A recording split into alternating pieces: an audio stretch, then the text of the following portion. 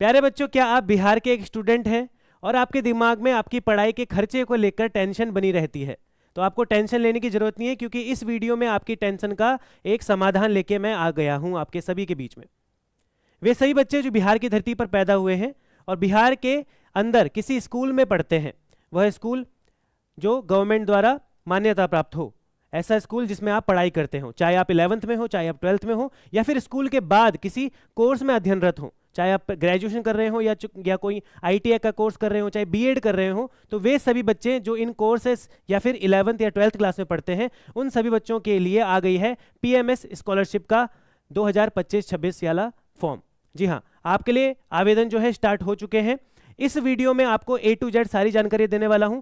कहां से आपने अप्लाई करना है, क्या आपकी एलिजिबिलिटी क्राइटेरिया है, क्या आप फॉर्म भर सकते हैं, क्या फॉर्म नहीं भर सकते हैं, कब से स्टार्ट करना है, कब फॉर्म की लास्ट डेट है, वगैरह वगैरह सारी आपकी जानकारियां, जो भी कंफ्यूजन है वो इस वीडियो में बेटा खत्म हो जाएगा। चलिए स्टार्ट करते हैं। और इस वीडियो का जो टॉपिक है वो है बेटा PMS स्कॉलरशिप। PMS यदि आपको पता ना हो तो बेटा ये एक पहले से मौजूद एक स्कॉलरशिप योजना है जो कि बिहार के स्टूडेंट्स के लिए होती है। इसकी जो फुल फॉर्म है बेटा वो होती है पोस्ट मैट्रिक स्कॉलरशिप।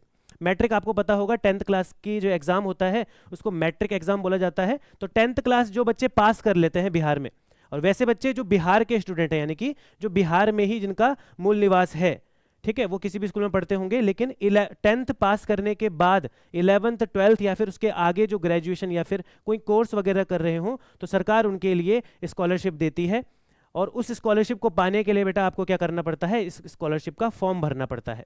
ठीक है, तो 11th 12th क्लास के बच्चे और आगे इनको भर सकते हैं। तो आइए बच्चा, सबसे पहले हम वो नोटिस पढ़ लेते हैं जो ऑफिशियल गवर्नमेंट की तरफ से आया है। आप देख सकते हैं आपकी स्क्रीन पर, बिहार सरकार शिक्षा विभाग आवश्यक सूचना प्रवेशिकोत्तर छात्रवृत्ति योजना, यानी कि पोस्ट मैट्रिक, जो 10th क्लास के बाद जितने भी बच्चे हैं, 10th पास कर चुके जितने बच्चे हैं, 10th वाले बच्चे नहीं, 10th पास कर चुके हैं जो, यानी कि जो अभी 11th में होंगे या फिर 12th में होंगे या फिर 12th के बाद जितने भी फील्ड्स हैं उनमें होंगे, पढ़ाई कर रहे होंगे, तो उनके लिए स्कॉलरशिप का फॉर्म आ चुका है प्यारे बच्चों। 2025-26 यानी कि ये जो सत्र है उसके लिए है। 2024-25 की बात नहीं कर रहा हूं मैं, उसका फॉर्म ऑलरेडी गया, उसमें जितने बच्चों ने अप्लाई करना था आ गया है, उसके बारे में इस प्रोसेस चल ही रहा है। लेकिन मैं लेटेस्ट की बात कर रहा हूं जो अभी अभी आया है, के अंतर्गत आवेदन आमंत्रित करने के संबंध में, यानी कि आवेदन पत्र स्टार्ट हो चुके हैं और आपके पास बहुत सुनहरा मौका है। आपके पास लगभग 1 महीना है फॉर्म भरने के लिए। अगर आप इस पूरी जानकारी को पढ़ेंगे तो बेटा यहाँ पे एतद द्वारा सूचित किया जाता है कि अनुसूचित जाति प्रवेशिकोत्तर छात्रवृत्ति योजना, आपको इसको पढ़ के कंफ्यूज होने की जरूरत नहीं है। मैं आपको इसका पूरा निचोड़ अभी बताने वाला हूं। इसमें लिखा हुआ यही है, मेन इसका टॉपिक यही है कि कब से कब तक फॉर्म चलने वाला है बेटा। तो आप यदि यहाँ पे देखेंगे तो इस फॉर्म की जो डेट है वो 15 सितंबर से शुरू हो चुकी है और 15 अक्टूबर तक ये चलेगी। 15 अक्टूबर लास्ट डेट है बेटा, और इस मौके को गंवाना नहीं है। अगर आप बिहार के स्टूडेंट, तो ये आपका हक है, ये आपका क्या है, हक है, ये आपका एक फंडामेंटल राइट टाइप का है जो आपको गवर्नमेंट आपको दे रही है, तो आपने इसको छोड़ना नहीं है। भले आप कितना भी लेजी हो, इसमें लेजीनेस मत दिखाइएगा, इसमें आलस नहीं दिखाइएगा, जितना जल्दी हो इसमें अप्लाई करिएगा। तो ये आपकी डेट थी बेटा। स्टार्ट 15 सितंबर से हो चुका है। बहुत सारे बच्चों को अभी तक ये पता भी नहीं होगा, बहुत सारे बच्चे इसके बारे में जीरो नॉलेज रखते होंगे कि भैया स्कॉलरशिप भी मिलती है। हाँ जी, मिलती है, और 15 अक्टूबर तक बेटा। तो आज आई थिंक 18 सितंबर 19 सितंबर होने वाला है, तो आप इसको जल्दी से जल्दी अप्लाई कर दीजिएगा बेटा। तो ये तो आपका ऑफिशियल नोटिफिकेशन हो गया। अब बात करते हैं बेटा कि स्कॉलरशिप असल में है कितनी कितनी। तो आपके पास हर क्लास के लिए, हर कोर्स के लिए आपके लिए वार्षिक जो स्कॉलरशिप हो इस प्रकार से दी जाती है। अगर आप क्लास 11th या 12th में देखिए, विभिन्न +2 विद्यालय महाविद्यालय में इंटरमीडिएट कथा यक्षा IA ISC ICOM द्वारा समकक्ष कोर्स, यानी कि 11th और 12th वाले जो बच्चे हैं, 10th वाले बच्चे नहीं, इसीलिए इसका जो ये नाम है वो पोस्ट मैट्रिक है। मैट्रिक के बाद तो 2000 रुपये वार्षिक छात्रवृत्ति सीमा, ठीक है। इसके बाद स्नातक स्तरीय कक्षा, यानी कि जो ग्रेजुएशन कर रहे होंगे, जैसे कि BA कॉलेज में, जैसे कि किसी ने अभी CUT का एग्जाम देके कोई किसी कॉलेज से BSc करेगा, तो स्कॉलरशिप वगैरह आपके लिए 5000 रुपये है बेटा। 5000 बहुत बड़ी बात होती है। 5000 तो किसी गवर्नमेंट कॉलेज में फीस भी नहीं होती BSc की एक साल में, शायद 2300 या 2500 रुपये इस हिसाब से होती है। तो आपके पास इतना तो पॉकेट मनी आधा बच जाएगा, तो आपके लिए बहुत बर्डन कम हो सकता है अगर आप इसके लिए अप्लाई करेंगे बेटा। साथ ही साथ पोस्ट ग्रेजुएशन, यानी कि ये तो अंडर ग्रेजुएशन हो गए, UG हो गया, ये आपका PG वाले जो कोर्सेज हैं, देखिए MA MSc MCom MPhil PhD के लिए भी है, उसके लिए भी 5000।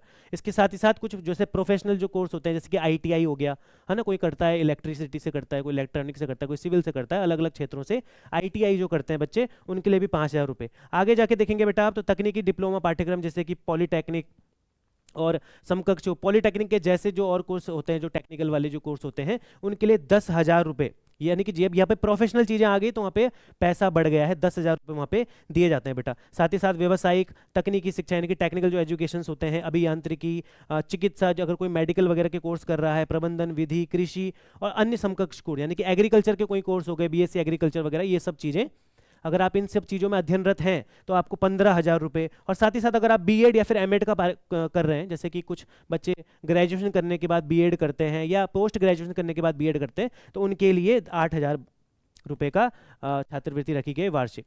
मैं जानता हूं कि ज़्यादातर बच्चे इस चैनल पर वे होंगे जो 11th या 12th में पढ़ रहे होंगे, शायद 10th क्लास वाले बच्चे भी हों, लेकिन आप ये सूचना सभी बच्चों तक पहुंचाइएगा जो 10th में हो, सॉरी जो 11th में हो, जो 11th में जाने वाले हों, है ना, उनको भी जागरूक करना जरूरी है जो अभी 10th में है, क्योंकि जब वो 11th में जाएंगे तो उनका ये हक है इस छात्रवृत्ति के लिए अप्लाई करना। ये आपका हक है बेटा, आपका अधिकार है। अगर आप, मैंने वीडियो के स्टार्टिंग में इसलिए बोला था कि यदि आप बिहार के स्टूडेंट हैं तो आपका हक है इसको अप्लाई करना, इसके लिए आवेदन करना, ठीक है।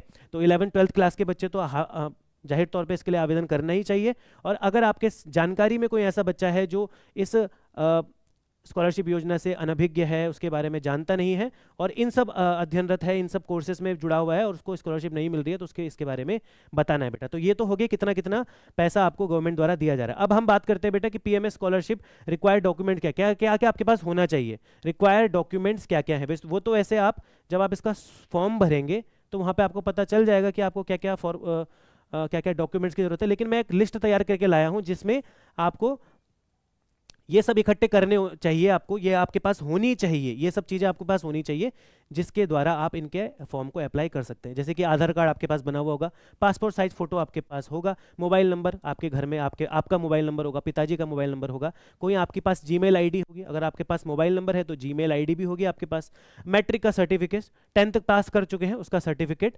इंटरमीडिएट का सर्टिफिकेट, अगर आप 12th पास कर चुके हैं तो मैंने बताया ना, अगर आप 11th में हो तो आपका 10th वाला सर्टिफिकेट लगेगा, अगर आप 12th में हो तो आपका पिछला वाला, अगर आप 12th पास कर चुके हैं तो आपका 12th वाला सर्टिफिकेट लगेगा, यानी कि आप जिस कक्षा में है उससे पिछला वाला आपका सर्टिफिकेट काम आएगा।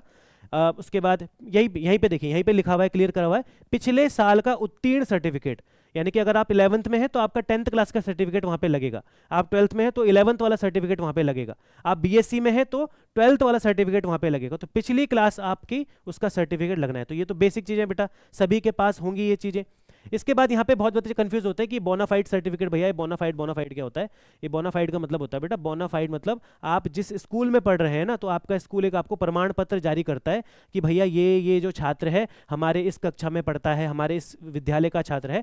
एक तरीके से आपका जो स्कूल है वो वेरीफाई करता है कि हमारे स्कूल का छात्र है। ऐसा ना हो कि कोई बच्चा स्कूल ही नहीं पढ़ रहा और उसने अप्लाई कर दिया स्कॉलरशिप के लिए। ये स्कैम से बचने के लिए, ताकि स्कूल आपकी गारंटी ले ले कि भैया ये बच्चा हमारे इस स्कूल में पढ़ता है, हमारे स्कूल का नाम ये है, हमारा स्कूल इस गवर्नमेंट से मान्यता प्राप्त है, वो सब जो सर्टिफिकेट होता है उसको बोनाफाइड सर्टिफिकेट बोलते हैं। और ये जरूरी है ताकि जो डिजर्विंग बच्चे नहीं हैं उनको इसका फायदा ना मिल पाए। जो डिजर्विंग है उनको तो मिलना ही चाहिए, लेकिन जो डिजर्विंग नहीं है उनको ना मिले, उसके लिए ये सर्टिफिकेट लाया गया है। ये आपको आपका स्कूल बना के देगा, ठीक है।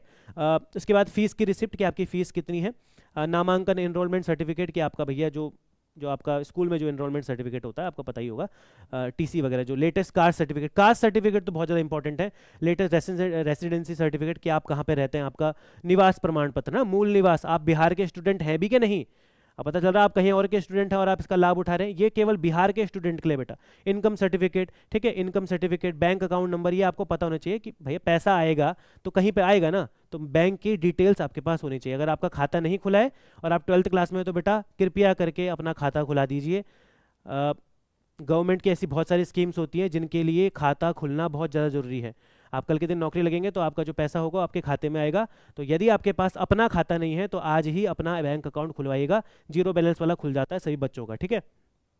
तो ये तो हो गया बेटा वे सारी चीज़ें जो अब यहाँ पे कौन कौन बच्चे बेटा इसमें अप्लाई कर सकते हैं। वे बच्चे जो SC कैटेगरी के हैं या फिर ST कैटेगरी के हैं, और वे बच्चे जो इकोनॉमिकल बैकवर्ड क्लासेस से हैं, EBC या फिर बैकवर्ड क्लासेस से हैं, यानी कि पिछड़ा वर्ग या फिर आर्थिक रूप से पिछड़ा वर्ग, इनके सर्टिफिकेट्स बनते हैं, तो आपको तो इसके बारे में पता ही होगा। सर SC ST यानी कि अनुसूचित जाति और अनुसूचित जनजाति वाले बच्चे ही इसमें अप्लाई कर सकते हैं। जनरल बच्चों के लिए ये स्कीम नहीं है। आप अगर इसका ऑफिशियल नोटिफिकेशन भी देखेंगे जो मैंने आपको शुरुआत में बताया था, तो यहाँ पे साफ तौर पे लिखा हुआ है अनुसूचित जाति और अनुसूचित जनजाति की छात्रवृत्ति योजना है ये। इसी के बाद यहाँ पे ये भी लिखा हुआ है कि पिछड़ा वर्ग तथा अति पिछड़ा वर्ग, अति पिछड़ा वर्ग यानी कि एक्सट्रीम बैकवर्ड क्लासेस, ये हमारे पास जो क्लासेस हैं इनके लिए हमारे पास योजना है। ये जनरल क्लासेस के बच्चों के लिए नहीं है, ठीक है। लड़का लड़की सभी के लिए है, लेकिन जनरल वाले बच्चों के लिए नहीं है। जनरल यानी कि जो सामान्य वर्ग वाले, उनके लिए नहीं है। केवल SC ST और EBC और BC के लिए ही ये आपकी योजना है। तो ये तो सबसे ज़्यादा इंपॉर्टेंट पॉइंट है बेटा। तो जनरल वाले इस योजना का लाभ नहीं उठा सकते, तो आप इस बात का ध्यान रखिएगा। अब मैं आपको एक चीज़ बताता हूँ कि आप अप्लाई कैसे करेंगे बेटा। तो देखिए, आपके पास मोबाइल में गूगल होगा। अगर आप मोबाइल में थोड़ा सा भी कंफ्यूज होते हैं तो आपके आसपास कहीं पे कैफ़े होगा, साइबर कैफ़े होगा, कोई बड़ा भैया होगा, कोई बड़ा जानकार होगा, कोई टीचर होगा जिसको आप अच्छा मानते होंगे या जो आपकी मदद कर सकता होगा इस फॉर्म को भरने में। तो आपने उनको बोलना है बेटा कि भैया इस वाली वेबसाइट को आपने जाना है। क्या है इस वेबसाइट का नाम? PMS। इतना लिख दोगे तो आ जाएगा, PMS मतलब post matric scholarship Bihar scholarship portal. ऐसा डाल दोगे तो आपका जो सबसे पहला वाला जो आएगा, ये सबसे पहला वाला जो लिंक है, इसको ओपन करोगे तो ये खुल जाएगा बेटा। इस टाइप का एक पोर्टल आएगा आपके पास। मोबाइल में खोलोगे तो मोबाइल में बहुत अलग तरीके का दिखता है, लेकिन दिखेगा ऐसा ही। लेकिन अगर आप कंप्यूटर में खोलते तो ऐसा दिखेगा। इसमें से आपके पास ये दिख रहा होगा बेटा, देखो 2 प्रकार के लिंक है। ये ऊपर वाला नहीं है, ऊपर वाला 2024-25 वाला है, पुराना वाला है। नीचे है 2000 लेटेस्ट वाला, नीचे आ चुका है। ये 3 लिंक आपके काम के हैं, 2 लिंक, बीच के 2 लिंक। ये बीच के जो 2 लिंक है बेटा, ये आपके काम के हैं। ये वाला, एक तो ये वाला और एक ये वाला।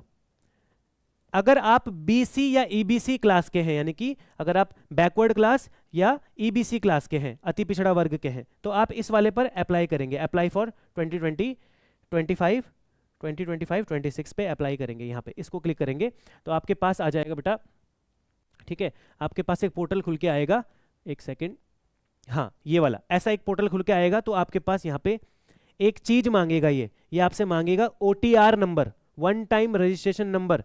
ये आपसे OTR नंबर मांगेगा जो कि 14 नंबर का होता है। अब आपके दिमाग में समस्या आएगी कि भैया 14 नंबर का OTR नंबर कहाँ से मिलेगा? तो ये उन बच्चों को मिलेगा जो इस वाले वेबसाइट पे अपना रजिस्ट्रेशन कर चुके होंगे। तो नेशनल स्कॉलरशिप पोर्टल पे आपका रजिस्ट्रेशन होना चाहिए। आप जब इस वाले रजिस्ट्रेशन पे अपना इस वाले वेबसाइट पे अपना रजिस्ट्रेशन कर देंगे तो आपका रजिस्ट्रेशन होता कहाँ से? यहाँ से होता है बेटा आपका गेट योर OTR। इस पे आप जब करते हैं OTR के लिए, जब आप अप्लाई करते हैं तो यहाँ पे आप देखते हैं रजिस्टर योर सेल्फ।